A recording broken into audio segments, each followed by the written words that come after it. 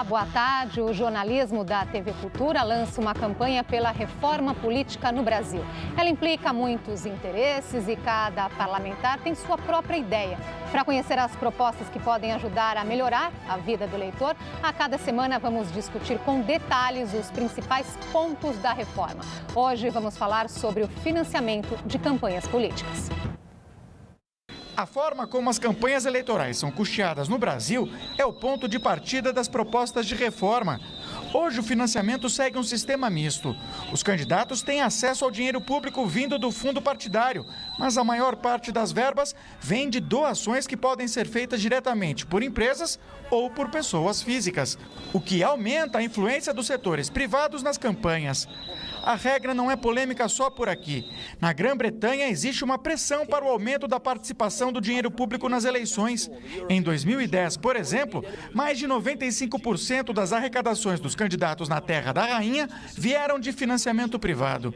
Os Estados Unidos também seguem um sistema misto, mas por lá os políticos podem escolher a forma de financiamento, público ou privado. As empresas são proibidas de fazer doações, mas podem financiar propagandas contra ou a favor dos candidatos. E existe um teto para a doação de pessoas físicas. O modelo norte-americano fica mais próximo do defendido pelo grupo de trabalho que tratou da reforma política no Congresso Nacional.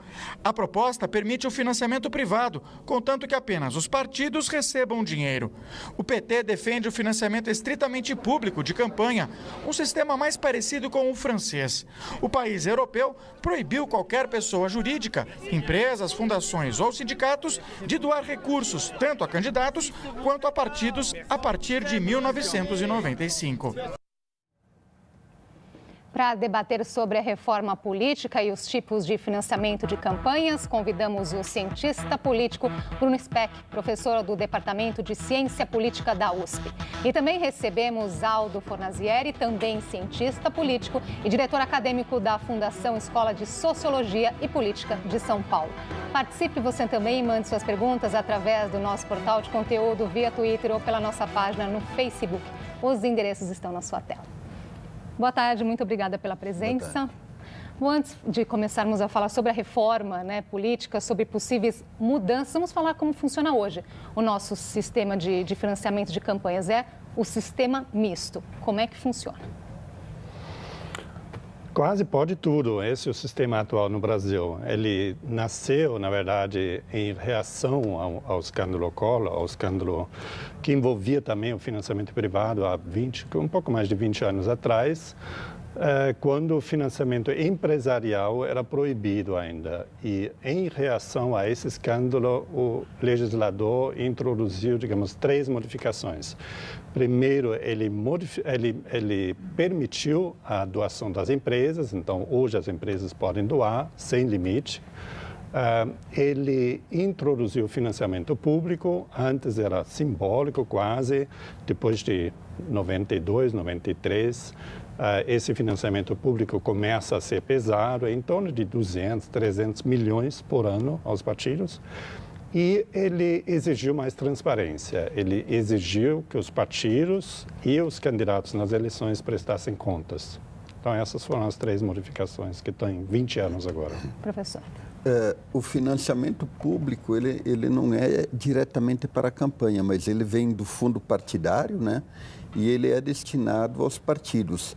Existe um outro aspecto do financiamento público que são os programas de TV, quer dizer, que são abatidos em parte do imposto que as empresas de comunicação deveriam pagar. Então, existem essas 2 formas, digamos assim, de contribuição pública para os partidos. Agora, o que se discute, digamos assim, se vai ser introduzido uma outra forma de financiamento público, que seria, digamos, uma destinação direta de recursos para as campanhas, constituindo, consequentemente, um financiamento público direto para as campanhas eleitorais. O financiamento público que existe hoje, que vem do fundo partidário, digamos assim, ele é indireto. Agora, a questão do financiamento dos recursos que vem das empresas, que é um ponto polêmico aí. Quais são as principais áreas de empresas que financiam as nossas campanhas, professor, hoje? Bom, basicamente são os grandes bancos e as empreiteiras e algumas novas, chamadas novas multinacionais, né, brasileiras. Então, são grandes empresas que são responsáveis. O grau de concentração de recursos doados por grandes empresas é muito grande, né? Em cada eleição, se você faz uma lista dos 30 maiores doadores, você já cobre 40%, 50% do total das doações, né? Então, comparando com outros países, realmente não é somente o financiamento privado em si que faz a diferença no Brasil, porque mais ou menos na metade, um pouco mais da metade dos países no mundo, o financiamento privado é permitido. Eu acho que o que destaca o Brasil é esse grau de concentração de doações que vem de realmente poucas empresas. Se você tem, em outros países, se você tem, por exemplo, um teto, essa já é uma das propostas, né? Se você tem um teto para as doações de campanhas, você já força o candidato a buscar recursos de várias fontes. Se você não tem teto, basta o candidato, digamos, se dirigir àqueles doadores mais clássicos, que são, como falei, os grandes bancos, as empreiteiras, para suprir grande parte da sua demanda. Agora, o que chama atenção, né, por falar, né, nos grandes doadores, muitas vezes eles doam para partidos adversários. Quer dizer, não existe uma ideologia política aí? Não existe. Quer dizer, todo mundo quer ficar bem com todo mundo. Por exemplo, na campanha presidencial, mais de 90% dos recursos vieram de grandes empresas, né? E 4 ou 5 empresas se destacaram. Quer dizer, além dos bancos e das empreiteiras, tivemos a Ambev, que foi uma grande doadora, e o Friboi também, que foi um grande doador, que são, digamos, de 2 outras áreas. O que se discute hoje, essa é uma questão que está tramitando no Supremo Tribunal Federal, é a proibição da doação empresarial para as campanhas. Existe já uma primeira decisão. Eu acredito que essa proibição ela vai terminar se impondo. Porque a maioria dos ministros já votaram pela proibição. Exatamente, quer dizer, porque eu entendo que é correto, porque afinal de contas, quem vota é o cidadão. Uma empresa, ela não é uma pessoa física, ela não é um eleitor, ela não é um cidadão. E nesse sentido, eu acho que há uma distorção do próprio princípio da representação, na medida em que o peso econômico ele tem uma incidência muito grande e uma influência muito grande nas eleições. Então, eu pessoalmente concordo com essa proibição. Eu acho que deveria haver um financiamento misto, sendo que uma parte deveria ser feito pelo setor público e outra parte por pessoas físicas, mas com um teto, com um limite de doação. Concorda, professor? É o caso de proibir, então, o financiamento por empresas? Melhor mesmo seria não precisar de recursos para campanhas, né? Esse seria... É relativamente fácil dizer o que está errado no financiamento, né? E é relativamente claro se nós partimos de princípios democráticos puros, como, por exemplo, cada cidadão deveria ter a mesma influência sobre a eleição em comparação com os outros. E não cidadãos, por exemplo, empresas, não deveriam ter influência. A partir desses princípios, digamos, da teoria democrática, grande parte do que acontece no mundo atual está errado, não só no Brasil. Agora, a realidade é um pouco diferente. Então, os países se acomodam, digamos, com compromissos. Eu acho que... eu não tenho uma opinião tão firmada em relação ao qual seria o melhor sistema.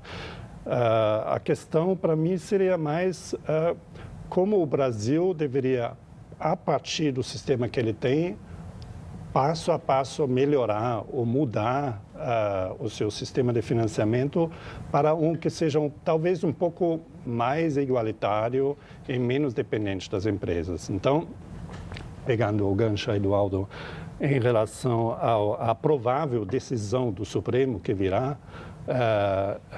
proibindo o financiamento de empresas, essa é a tendência, isso será, digamos, um enorme choque para o sistema político, porque basicamente ele derruba todas as regras que estavam em vigor, ou grande parte das regras que estavam em vigor há 20 anos.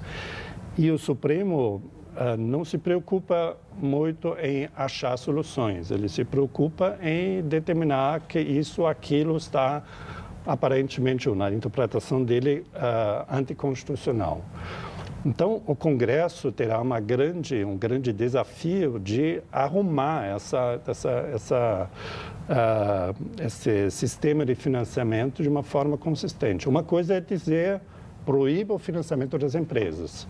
Outra coisa é desenhar ou elaborar um sistema que permita que as próximas eleições sejam competitivas, que os candidatos tenham recursos para financiar. Né? Nós preparamos aqui uma tela para ilustrar, né, quais são as possibilidades aí de financiamento de campanha. Vamos ver? Então, é o financiamento privado, né, que pode ser por meio de doação de pessoas físicas ou doação de empresas ou recursos do próprio candidato. Ou ainda o financiamento público, ou então misto, né, que é aquele que une tanto recursos públicos como privado. O professor estava comentando aqui, né, que não tem claro o que seria, se existe um modelo ideal. Eu pessoalmente, sou favorável ao financiamento público com doações privadas de pessoas físicas. Exatamente porque eu acho assim que você resgata a cidadania, né? Eu entendo que hoje existe um modelo de campanha no país no qual particularmente o cidadão não se envolve mais. Num outro programa que eu estive aqui, eu falei que hoje o cidadão é um cidadão de sofá, né? E entendo que é preciso que as campanhas eleitorais resgatem a participação do eleitor, resgatem a participação do povo. Então, eu acho que uma das formas é permitir que ele contribua. E se for proibido o financiamento empresarial, eu entendo que os partidos vão se esforçar em duas direções. Uma, no sentido de atrair mais filiados. O número de filiados aos partidos políticos brasileiros é relativamente baixo. E o segundo é uma interação maior com o eleitor, na medida em que, em parte, ele vai depender da sustentação do eleitor para financiar as suas campanhas. Então, nesse sentido, eu entendo que esse modelo ele representaria também um esforço para resgatar a participação cidadã no processo eleitoral. Agora, se de fato, né, ocorrer essa proibição aí de financiamento por empresas, como garantir que isso não aconteça, né, por debaixo dos panos? Como garantir essa fiscalização, professor?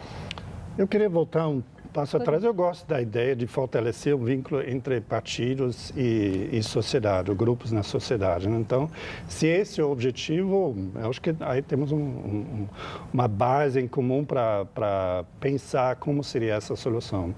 Agora, eu tenho as minhas dúvidas se o atual sistema de financiamento público, a fórmula que é aplicada no Brasil, estendendo ela agora também ao financiamento público exclusivo, se ela vai contribuir para isso, né?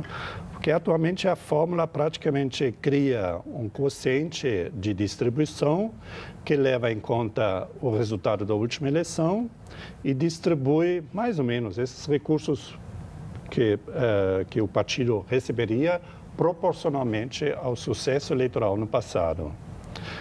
O que gera, digamos, pelo menos dois problemas. Primeiro, no meu entender, ele gera o problema de que aquele que venceu as eleições terá mais chance de se dar bem na próxima eleição. O que é um pouco o congelamento do sistema partidário, né? Você teria menos competição porque você embutido no próprio sistema, você tem uma regra que quem esteve bem no passado terá mais recursos na própria eleição. O segundo problema me incomoda mais. O segundo problema é que o cidadão, na verdade, ele tem pouquíssima influência sobre a distribuição desses recursos públicos. E olhando um pouco como outros países distribuem recursos públicos, esse sistema da alocação, vou chamar de burocrática, em função do sucesso eleitoral no passado, não é o melhor. Agora, então, tem pouca influência, mas é recurso público, é dinheiro do contribuinte, né, professor? Sim, mas pouca influência claro sobre isso. quem recebe quanto. Essa é a chave. A grande questão, a grande solução do financiamento público é dizer você não depende mais do financiador privado, da empresa. A grande questão que o financiamento público coloca é quem recebe quanto e por quê. E aí eu acho que o cidadão tem um papel-chave. E tem várias fórmulas de distribuição que incluem o cidadão. Por exemplo, o Canadá tem um sistema que reembolsa pequenas doações ao cidadão. Então, o cidadão faz uma doação até $200 canadenses e se ele doar mais, ele pode até doar mais, mas até os primeiros $200 o Estado reembolsa esse recurso. O que, para mim, eu acho que esse é um sistema extremamente interessante, porque quem vai alocar o recurso é o cidadão, que em última instância vem dos recursos públicos.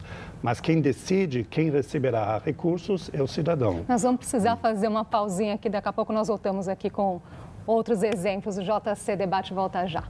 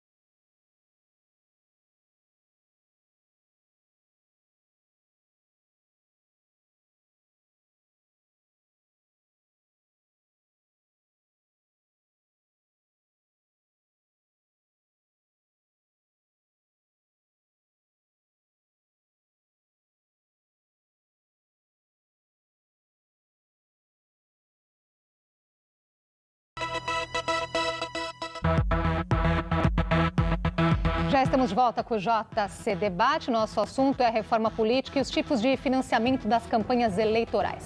Recebemos os cientistas políticos Bruno Speck, da USP, e Aldo Fornazieri, da Escola de Sociologia e Política. Vamos saber também a opinião da professora de História Árabe da USP, comentarista do Jornal da Cultura, Arlene Clemecha.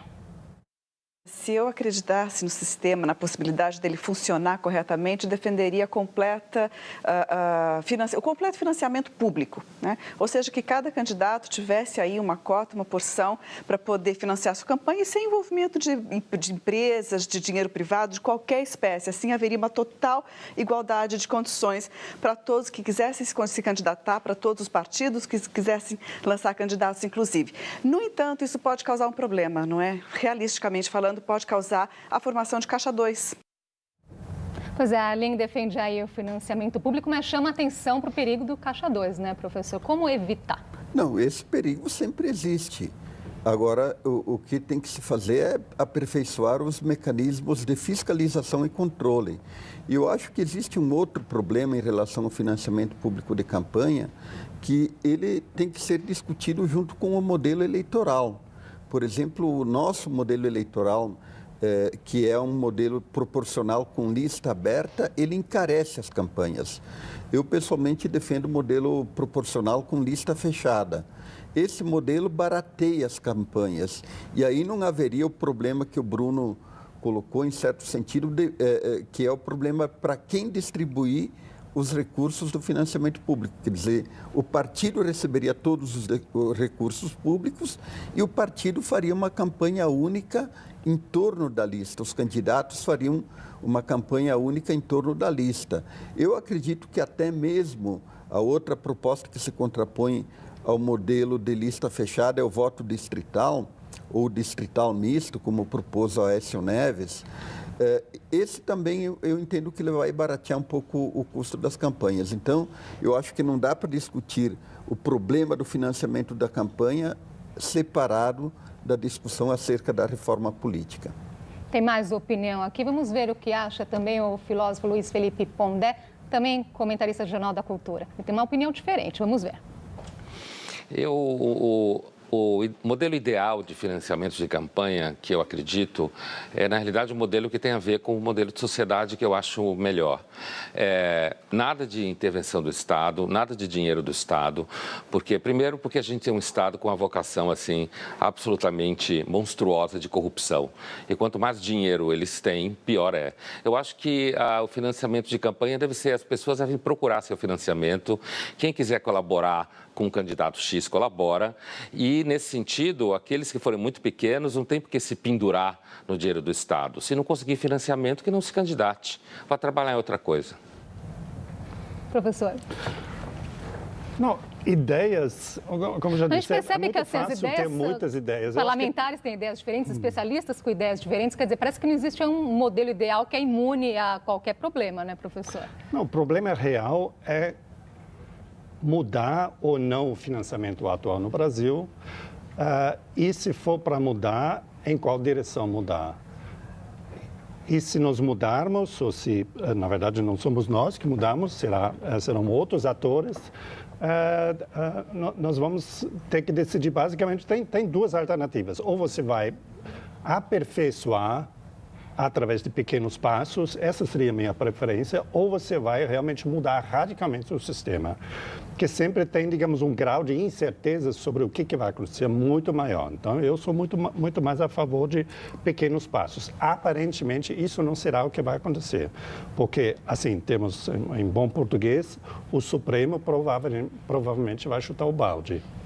E o Congresso vai ter que arrumar de novo, vai ter que buscar, pela primeira vez, uma nova fórmula, porque ele promete há muito tempo, nos últimos 20 anos, desde o início dos anos 90, nós vivemos um debate permanente sobre a suposta reforma política que resolveria muitos problemas. Mas isso é um pouco mais de perfume, um pouco menos de substância. Agora, eu acho que vai acontecer uma coisa bem diferente. O Supremo vai forçar, com a sua decisão, o Congresso redesenhar um sistema de financiamento quase inteiramente do zero. E isso vai ser um grande desafio. Bom, nós também queremos saber a sua opinião. Participe da nossa campanha Reforma Política já. Veja como.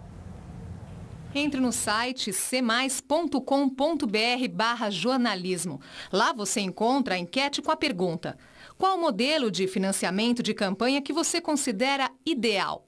Entre na página e responda as perguntas. A campanha eleitoral deve ter um limite de gastos? Sim ou não? E qual o tipo de financiamento mais adequado? No caso do financiamento privado, você pode optar pela doação de pessoas físicas, doação de empresas, recursos do próprio candidato. Ou então financiamento público e misto, que une público e privado. Na quarta-feira, vamos encerrar a votação desse item e colocar em pauta outro item da reforma política, o sistema de votação. Então, vamos dar uma olhada como é que estão os resultados por enquanto. Então, ali a campanha eleitoral deve ter limite de gasto, então a maioria concorda, né? Diz que sim, 93,97%. E 6% dizem que não. Quer dizer, quase todo mundo aí concorda que é preciso, sim, ter um limite de gastos, né? Agora, quanto ao tipo de financiamento, privado, doação de pessoa física, 31,80%. Privado, mas com doação de empresas, 3,36%. Privado com recursos do próprio candidato, 34,04%. Financiamento público, 23,6%. E o financiamento misto, né, que reúne aí público e privado, 7,20%. Quer dizer, tem um equilíbrio aí entre o sistema privado, com doação de pessoa física, e o privado também com recurso do próprio candidato. Está equilibrado, né, professor? Tá.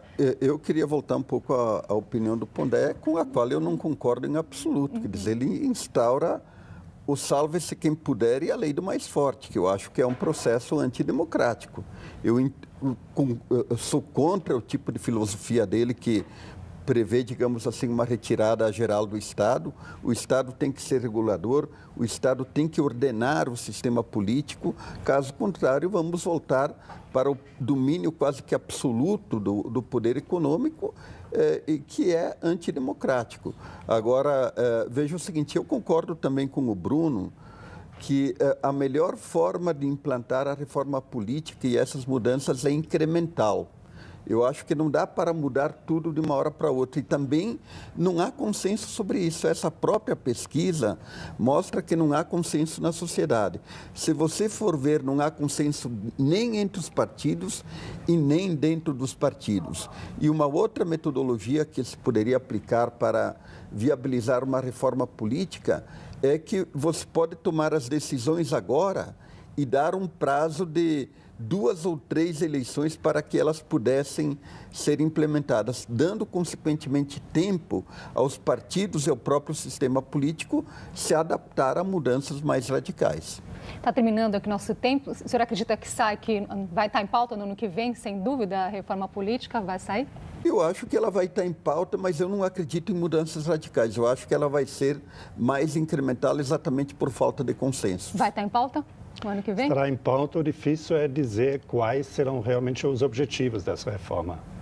Muito obrigada pelas informações, pela participação de vocês aqui hoje. Até uma próxima oportunidade. Eu que agradeço. E o JC Debate fica por aqui. Mais informações sobre o Brasil e o mundo, cmais.com.br/jornalismo. Voltamos amanhã à 13h. Vamos aproveitar o Novembro Azul para falar sobre a saúde do homem, especialmente sobre o câncer de próstata. Boa tarde para você, até lá.